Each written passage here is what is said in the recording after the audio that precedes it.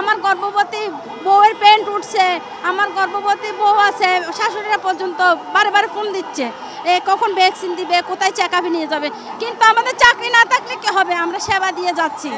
আমরা এত বছর পর্যন্ত আমরা জনগণকে সেবা দিয়ে আসছি। আমরা যে অঞ্চলে কাজ করি খুবই অসহায়, ওখানে রাস্তাঘাট ভালো না, পাহাড়ে পর্বতে আমরা কাজ করছি। আমরা কখনো বৃষ্টি কখনো রোদ, কখনো খরা, কখনো অনেক ধরনের সমস্যা আমরা ফেস করে আসছি।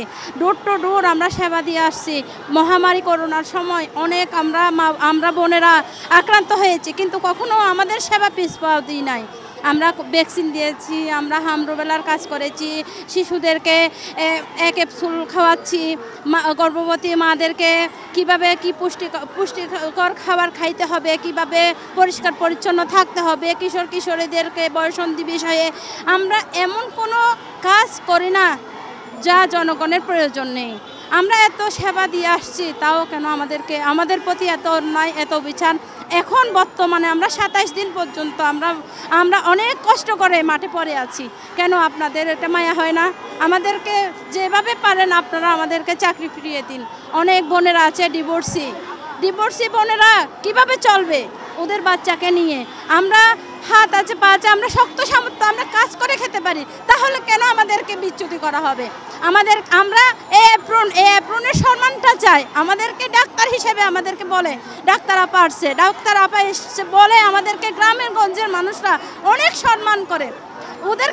আমাদেরকে ওদের প্রয়োজন।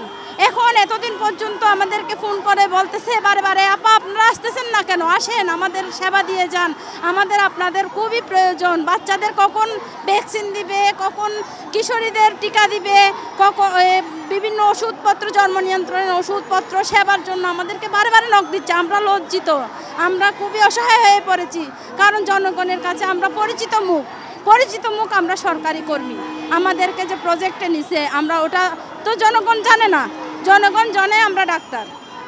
কারণ আমরা যে ডোর টু ডোর যে গিয়ে সেবাটা পৌঁছায় দিতে পারতেছি, ওখানে কোনো উন্নত চিকিৎসা নাই, তাদের সামর্থ্য নাই।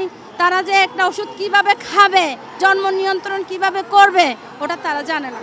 তা ওদেরকে আমরা কি হাতে কলমে যেরকম করে শেখাই, আমরা সেরকম করে ওনাদেরকে শিখিয়ে সেবা দিয়ে আসছি।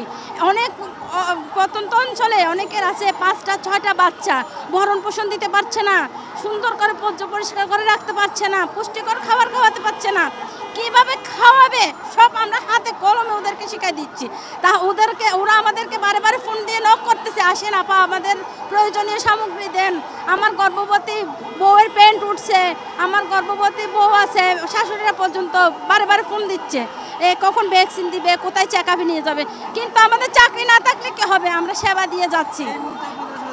আমাদের দাবি আমরা চাকরিটা আমাদের বহাল চাই। আমাদের এই এপ্রনের সম্মানটা আমরা চাই। আমরা কেন এই এপ্রনের সম্মান হারাবো?